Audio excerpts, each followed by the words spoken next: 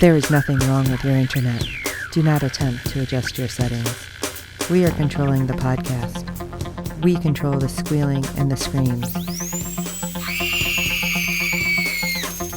We can make your heart flutter, your eyes blur from tears, or sharpen your mind to crystal clarity. For the next hour, sit back. We are in control of what you hear. We repeat, there is nothing wrong with your settings. You are about to experience the awe and mystery known as the female mind. You are now entering the Fangirl Zone.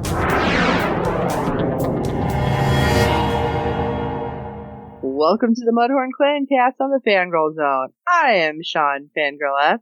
I'm Steve. And this is, Beskar Dave. Yeah, I had to remember my own name. Sorry. Today we are talking about episode 9 of season 1 of Andor, titled Nobody's Listening, written by Bo Willimon and Toby Gilroy, and directed by Toby Haynes. They couldn't get a third Toby to get involved with this? Yes. Toby has done it again. Okay, so I'm back. I made it back from, I don't know where I was. The Outer Rim. Yeah. It was rough out there. I don't think it was even named.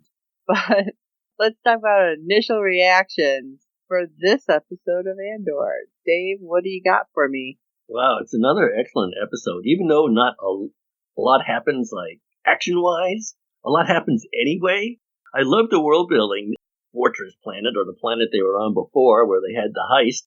And I actually like the inside of the prison, too. Because, you know, it just gives more of a chance to explore the characters that are introduced in all these scenes. So, yeah, I thought it was great.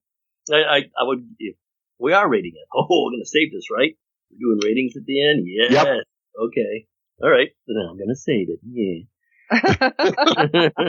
You got Steve. Yeah, I thought it was a good episode, too. Loved how the prisoners started to panic once the rumor mill started cranking up that, Good reason. yeah, the whole second level was gone. Like, uh-oh. How do we fix this? Oh, I You know. don't. We'll just eliminate everybody. Wow. Well, the Empire doesn't care. We've learned that. I guess Yep. not. I enjoyed this episode, and because I was gone, we had to catch up. We had watched from the heist happening all the way through this one. Oh my gosh. When you watch them all together like that, it just has this incredible movie feel. Right. What is happening? So I was like so into it. I'm like, wait, that's it? Crap! I was confused. I have to ask you guys this though. Was the prison thing where they went underwater? Or was it above? Because when we first see it, I felt like it was going to go underwater, but then when we see them in the tunnels, I'm like, or the bridges, I'm like, are they underwater or not? Like, I couldn't quite tell. I don't think you can tell. But I always assumed they were underwater.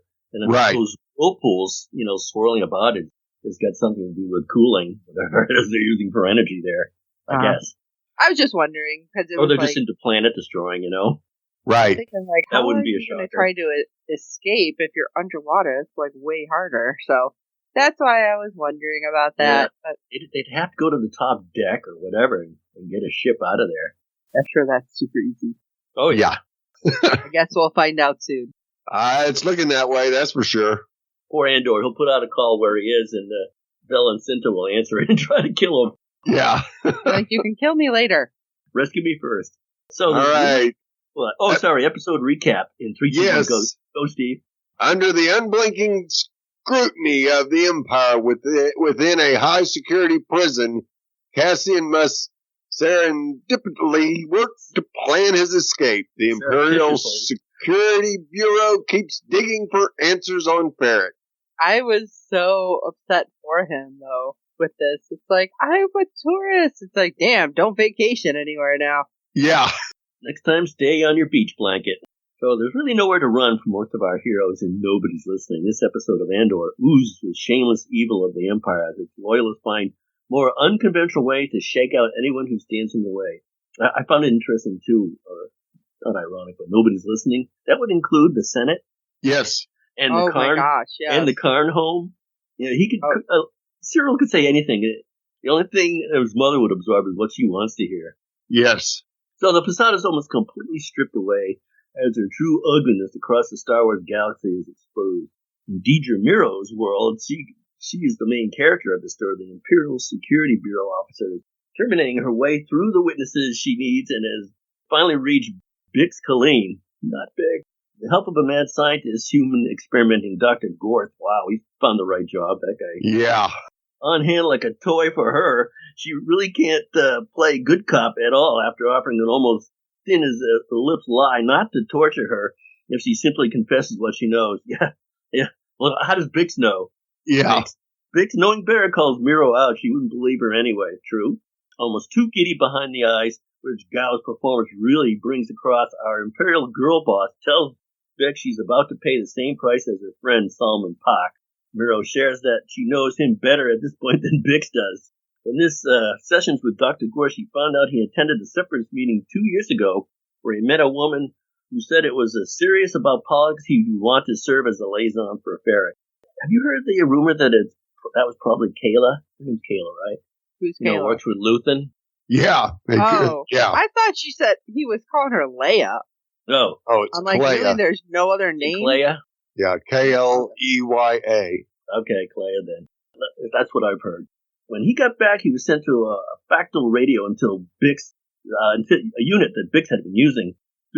Though she figured out this woman was more interested in using Ferric's unique commercial position to acquire stolen Imperial equipment. Park was paid to keep the radio alive, something Bix didn't know. Oh, that's awful. Yeah. Like a cat playing with her food, Miro wonders why Bix would play a role as a business owner with no political affiliation.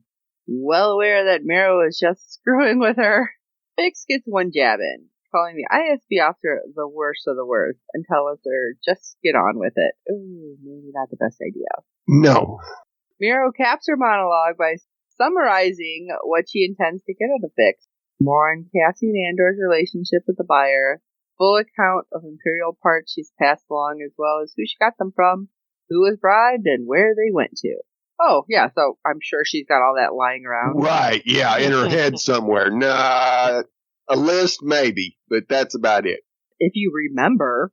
Yeah. Like, I don't even remember what I bought everybody for Christmas last year, so. The thing with the rebellion is that you need to compartmentalize all that information so you can't give someone else up. Hopefully that's true of them. Yeah, I mean, that's kind of the whole point, especially because they're not exactly organized very well at this point, right? Mm. Pack told her Bix had at least 6 face-to-face buys, and so she intends to unfurl the nested relationship that led to Andor and the buyer meeting. Now, I was thinking about this, and I'm like, it was a different face every time. Yep. You know, like, you could have just said that, and like, maybe it's a morphling, you know, mess them up. Yeah. Bix tells her the truth in regards to what she knows of the buyer. He comes, he buys, he leaves. Well, she's not lying. That's boring for Deidre. So she, as Bix knew she would, starts to torture her. And oh my god, that doctor. Yeah. The doctor creepily pipes in that the torture isn't physical. Like that somehow is supposed to make it better. Like, okay, good, you're not touching me, but... And goes on to excitedly share the disturbing story of how they discovered it. Essentially, when the Empire got hostile pushback by a sentient species on an outer rim moon called Dizanfrey, the Dizanites were massacred to make way for the Imperial Refueling Center. And I don't remember ever hearing that planet before. Anyone? No. No, they've introduced a lot of new stuff for this part of the universe. Their deaths were recorded as proof of the mission. What a bunch of psychos. And it was discovered that as they died, they made a choral agonizing pleading note. Good Lord. The sound drove supervising officers into some sort of madness induced by the traumatic pain it was transmitting, like the empathic, thank you, sonic wave of death felt by those who they killed. Wow, I can't talk. That's real messed up. And to make it way worse somehow, Bix's torture is specifically using the sound of the children dying. Oh, thanks, Doc, for really stressing that. It's like, the more you listen, you know, the more damage it causes as he puts on the headphone helmet device. Why does this, like, make you feel good? Because it was like, you see Deidre basically like, Ha ha ha ha. The more you listen, the crazier you'll be.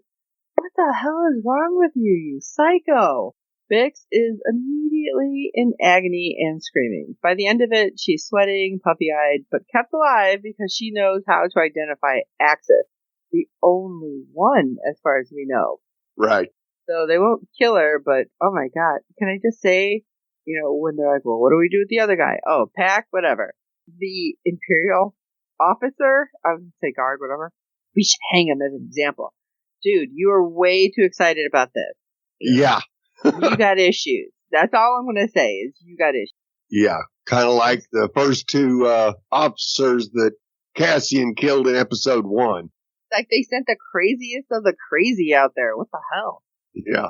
So back in prison, Andor has been proving his craftiness with his team to make sure they don't get fried, and showing kindness by picking up slack for the eldest in their group, Olaf, who is so close to release. Sure 40 shifts, that's all. That's a month and a half. Come on. At 12 hours a day? I'm like, oh God, I hurt thinking about it. Yeah. As they work, Andor takes a quick potty break, and we get to see him chip away at a metal piece hidden behind a slat. Even in space, we can't escape a Shawshank reference. When he returns, a new prisoner is lowered through an elevator platform and tortured with a stick, a sight that gives Andor reason to wonder how many guards there are on each floor. You think I should send him a poster of Farrah Fawcett? Yes. At the Senate, Mon Mothma stands with those in opposition to the Emperor's imperial overreach. She sees it as an all too predictable march toward complete unchallenged authority, and affirms their duty is to protect to the people first, the second to protect power of the chamber, and she's met with boos and people turning off their lights. Truly surprised, nothing was thrown at her. Blasted. Yes. The episode's big twist, which on second thought we should have seen coming, is that Mon's cousin, who suddenly arrives at her embassy home, is none other than Vel. Why didn't I did guess not know that. Yes, I know. We should have as soon as we saw her on Coruscant all dressed snazzy. Rich girl. Yep. The rebel, just as Cinta said, reacts to her high-class life to clean up like the rebellion is a festival she can take a break from, which is not to mean she's not fully in it, as her function requires her to blend in. She tells Mon that her travels have been worth it, as her cousin expresses apprehension over her disappearances, but Vel assures her the rebellion comes first. Mon admits she thinks they're in over their heads, but Vel holds her steadfast, reminding her that they took a vow. Now she's hardcore. I love the be a spoiled rich girl line, because that makes sense now when we see the interaction she had on Cassian's homeworld. Yeah. It's like, oh, that was a low blow. So back on Narkina 5, the prisoners continue to communicate through sign language from afar.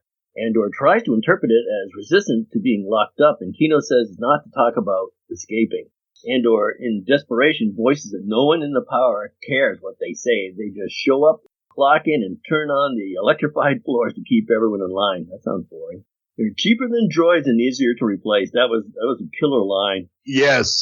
They don't care to listen. They're there to put in a minimal effort, pick up the bodies if they drop. Wow. The bodies hit the floor. And Deidre continues to be the hero of her story as she updates Partagaz that she's got all the intel she wanted from the good doctor's sessions with Bix. Everything but one thing, the identity of the buyer known as Axis. Interesting to note that this episode contained nary a hair on Luthen's wig, but his presence was felt as the reason why everyone is being pulled through the ringer. Deidre figures Axis runs a tight ship as well as one large enough to not only rely on one network or supplier. At least Bix gave up a list of every piece of gear that came through Ferrex. And they think they have a match-to targeting unit recovered from a safe house operated by a rebel cell associated with Maya Pei, who was called a neo-Republican in last week's episode. Also a new character, too, as far as I know. She also knows Andor returned to Ferrex 3 nights after Aldhani with money in his pocket, noting he had shaved. That connects him to what They know about the Aldani rebels as 2 soldiers from the garrison identified him as clean-shaven. Spartacus asks about Andor's mother, but Deidre explains she's too old and fragile to bring in for questions better suited as bait. That's taking it for granted, too. I mean, they don't listen to the prisoners like, oh, we can't get anything from Grandma. Okay. Right. And Grandma's thinking completely opposite. Right. In a startling turn of events, the prisoners continue to feel restless as new travels from other levels of an incident that seem to sweep down and rattle everybody. As the lines communicate, they realize the 2 levels were completely wiped out without a warning. Andor reminds Kino that the guards don't care and they're not getting out. Kino, beginning to crack, tells him to shut up and keep his head down. Some impressive eye acting between Circus and Luna. You get that Kino is getting what Andor is putting down.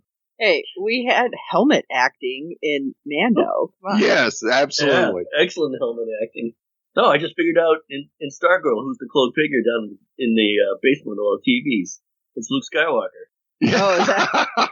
There you go. He was bored for a while.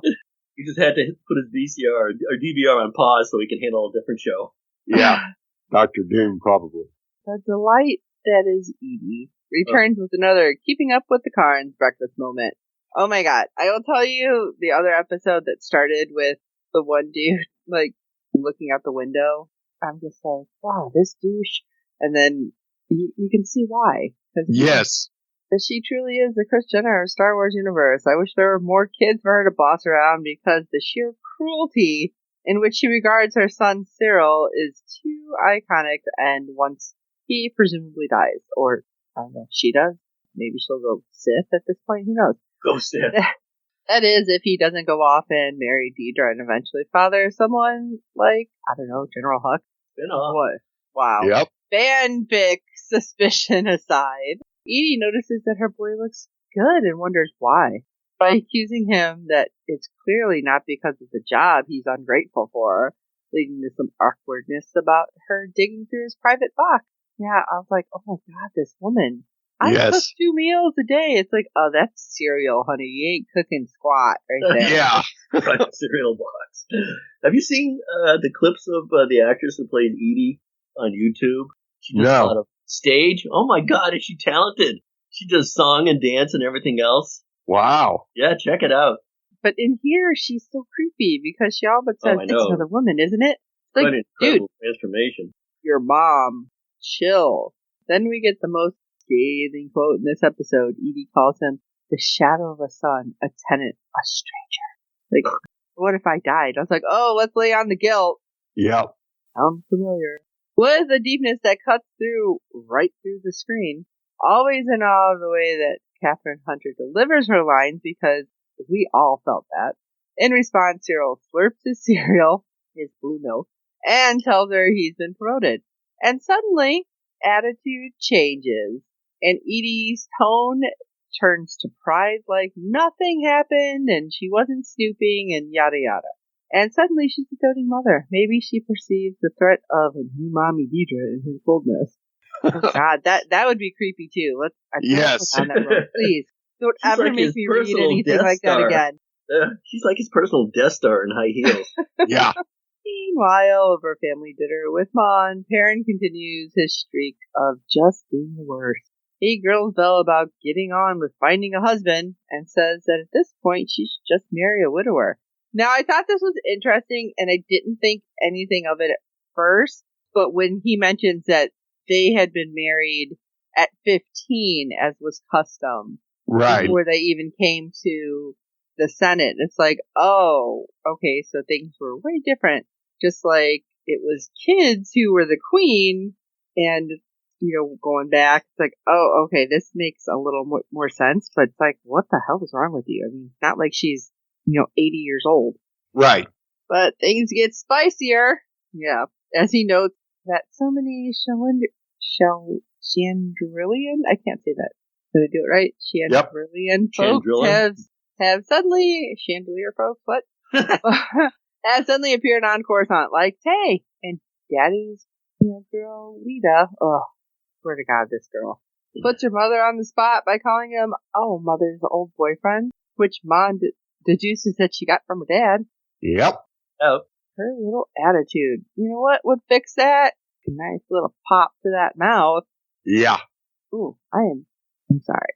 She had an attitude. Or a nice trip to the Outer Rim, whatever. Stay there for a while. Away from Perrin and Lita, Mon tells Val to be a spoiled rich girl for a while and remind everyone that who she is in order for her to keep her protections in place. Since Mon's money was already kind of blocked, maybe Val needs to keep her stuff rolling. Yeah. Mon lets her apprehension show and asks her cousin, what have they done? And Val reassures her they've chosen to fight against the darkness. Wow, that was so, deep. Juxtaposition of that moment is Vic still being held captive and shows that how deeply impacted by the tyranny everyone is, and they just don't have the luxury Val has. That ability to escape, to get somewhere safe. Even the rebel deals with intersectional inequalities, showing the disparity between the allies in high places and the marginalized on the ground. Well, we see that soon enough changes, but not quickly enough. No. So back in Deidre's Imperial Gore power arc, she crosses paths with the lovelorn Cyril, who has gone full obsessive over her. Holy crap, he was creepy there. Yes, he was. I thought he was creepy before. Wow. He tells it wasn't easy to find her. He straight up stood in the same spot outside her building for days. Deidre's Deidre. I don't have time for this, but he insists on thanking her for what she's doing, that by being in her presence, he's realized life was worth living and there was justice and beauty in the galaxy. Whoa, buddy. I half expected her to walk away and have a weird smile on her face, though. Right. But at the same time, Deidre, there's no handrails anywhere. No. I'm just saying. And as she pushes him away more and more, the more he's into it. Yeah.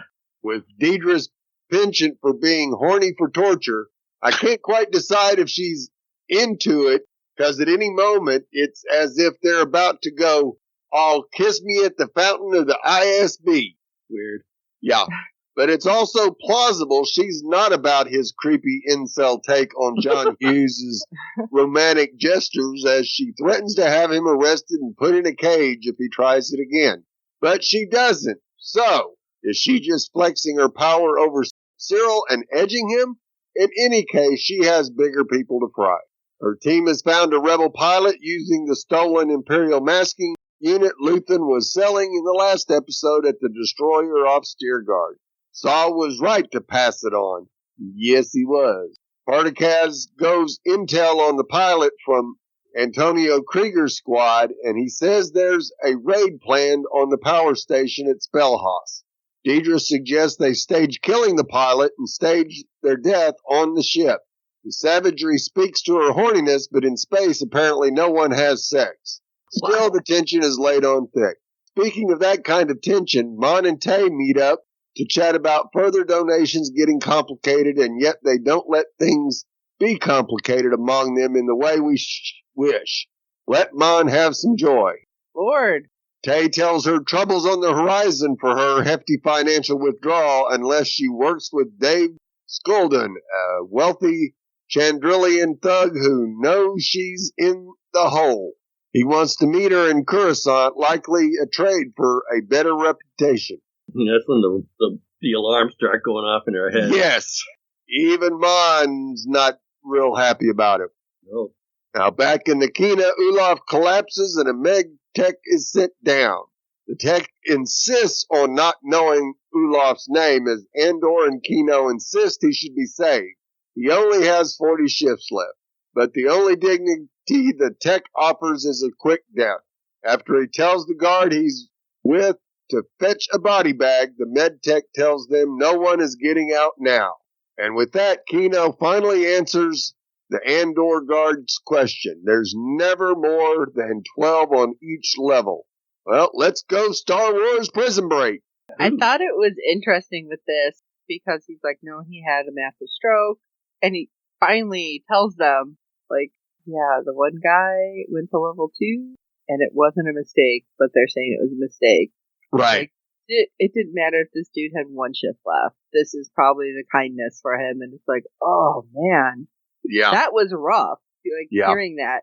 Especially going back to the beginning when Cassian was actually, I don't want to say harassed, but it pretty much was. When it's like, you're awful sweaty. Well, it's hot out here. And then it's like, I'm a tourist. It's like, oh man, bad luck. This used to only be 6 months. Now it's 6 years. Wow. Yeah. Like- in 6 years, never going to happen because you're going to be dead before then. Sean, you think it's a mistake that he transferred him back to his old group? Or not a mistake? They just did No. it anywhere because they don't care? Yeah, they're just moving him and thinking that he was far enough away that nobody would notice and they think he was crazy or something.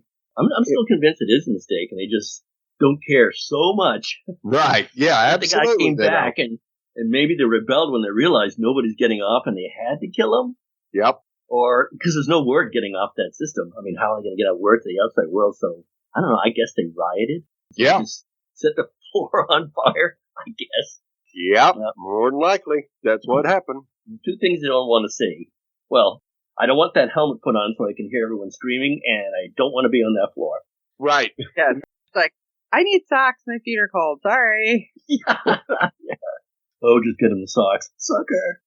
Okay, let's get into some Easter eggs. Episode 9 names some familiar Star Wars locations. A lot of different people and places are name dropped in Episode 9, but most of them, including Steergard's Bell House, are new locations first mentioned in this Disney Plus TV series. That is true. For all that's the case, though, there's mention of the Separatist meeting on Jandara, probably a misspelling of the name Jandora, a planet name dropped in Star Wars The Old Republic. Or it just developed from there. More interesting is the nod to Kafrene, a key location in the Imperial era. It's even been officially placed on the Star Wars galaxy map in a sector of space known as the Expansion Region, deeply scarred by the Clone Wars.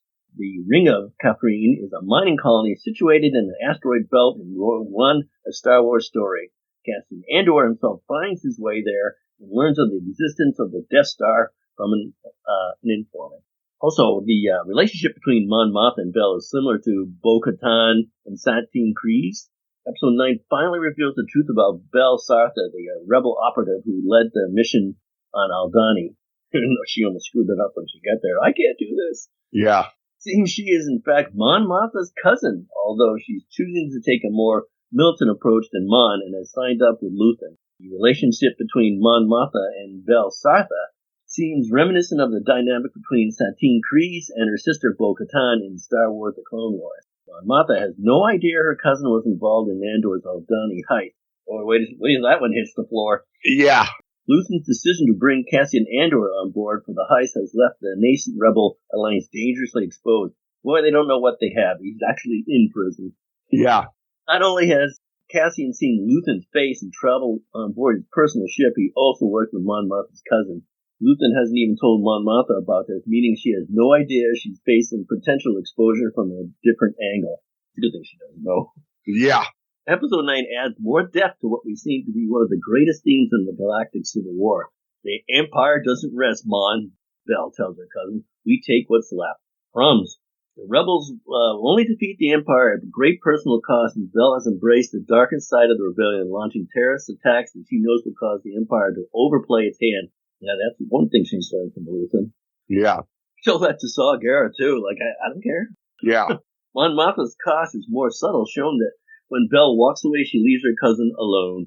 She effectively lives a double life, allowing the Empire to portray her as an ineffectual do-gooder, even as she secretly finances a rebel alliance. This role cannot last, of course, already because Mon Mothma can sense the net tightening. Andor will presumably tell the full story of Mon Mothma's personal rebellion. By the time of Star Wars Rebels, she's forced to leave Coruscant, traveling the galaxy, preaching opposition to Imperial overreach. That's a good case scenario. It's likely the rebellion will cost Mon Mothma all her relationships. There's not a downside to that. Yeah. Your dog, that the husband, he's not going to be sympathetic. And Vel never mentioned before in Star Wars canon, meaning she can be expected to pay the ultimate price. You think so? With those two, they were so Empire-centric. Yeah, I don't think she'd be too hurt. So that means Mon Mothma will indeed be left alone. Oh, that's so sad. Imprisoned in an Imperial labor camp, Cassian Andor insists the prisoners can communicate freely without fear of reprisal, simply because nobody's listening to them. The importance of communication is a subtle theme in Star Wars because it is consistently portrayed as important in the fight against fascism. dialogue parallels Cassian's fate in Rogue One, a Star Wars story. He will ultimately die for the rebellion alongside Jyn Erso, but this time the entire galaxy will hear and act. According to Star Wars, fascism dies when people listen to one another and respond to what they've heard. Pattern can see to be running through the sequel trilogy, with nobody coming to Leia's help in Star Wars The Last Jedi and the entire galaxy turning up to defeat the empires in Star Wars Rise of Skywalker. Spoiler alert. Yeah. Finally, there are interesting parallels between Bix's torture and Darth Vader's interrogation of Leia in the first Star Wars film. The same kind of shot as a door descends, yes, the foot of someone marching away. That was pretty cool. Episode 9 actually shows the methods of the Empire used to torture people. However, and it reveals why they are so successful. In doing so, it underscores Leia's strength of will. No doubt, the Empire has created even more brutal torture methods in the 5 years after Andor Season 1. Unlike Bix, however, Leia did not break, and indeed the suffering she endures appears to have served as the line that forged her, the fire that forged her. And there's one more thing I'd like to add. It's not necessarily an Easter egg, but everyone's dysfunctional couple, Syrah and Deidre, that everyone's shipping, or seems to be. Right. I want to see them get together, too. No. But I just want to, if they do get together, this is what I'd like to see. I'd like to see them, that sounds a little sick, die and embrace as like a presage to when Andor and Jyn Erso die, too. Right. And it's kind of, it would be kind of, yeah, it could be kind of as ironic. These two finally get it, embrace each other, but die for their cause. And in Rogue One, we see Andor and Jyn Erso die for their cause. So let's see if they actually go there. Right. How many more episodes do we have? 3. Do we have? Okay. 12 in season 1 and 12 in season 2. So, hey, you may get it, Dave. You may get that moment. Well, if they don't, they don't have to get together in this season. Maybe next season. Right. And still, leave it with them embracing and dying. I know that sounds a little sick, but it happened in Rogue One, so. Yep. So, now we can get to ratings. Yes. Go ahead, Sean. Do you have a rating for us? Oh my gosh. This is a good episode. So I will have to say 4 out of 5 copper colored skin tight dresses. It fits. Yeah. And I'm going to give it 4 out of 5 gruesome tortures. I'm also giving it 4 out of 5. 4 out of 5 Death Star Valentines. Well, we'd love to hear your thoughts on each and every episode this season. Our deadline for feedback is 6 p.m. Eastern every Friday during the season. You can send your feedback via email or audio to contact us at fangirlzone.com. Please review and rate us on iTunes and any other platform you use for your podcast with good ratings and reviews. It helps other fans of the show find us, as there are plenty of other Star Wars podcasts out there. The big galaxy. Tell your friends, and I hope you're enjoying our podcast. And don't forget to check out the other great Fangirl Zone podcasts. We have so many you can check out, like maybe the Marvelous Post-Flip podcast, for example, because you might like some of the stuff we're chatting about. And you can go over to www.fangirlzone.com, check out the podcast page for all of the podcasts we have, and check out the contacts page for all the ways to get a hold of us. And FYI, we are not paying for, a blue check mark on Twitter, so you're just going to have to find us via our regular Twitter while we're on there before they kick us off for not paying $8 a month. But for this episode of the Mudhorn Plantcast, I'm Steve. You come near me again, you pursue any of this, and I swear I'll have you in a cage on the outer rim. I'm Sean Fangirl S. I'm telling you, no safety rails anywhere. There's got to be a lot of accidents on these planets. Saying. And this is Beskar Dave. I wanted to be Deidre's stalker. Would I have to listen to 100 children dying? No thanks. Wow. At least she's not like, I listen to it every day. It's so soothing. It's like, what the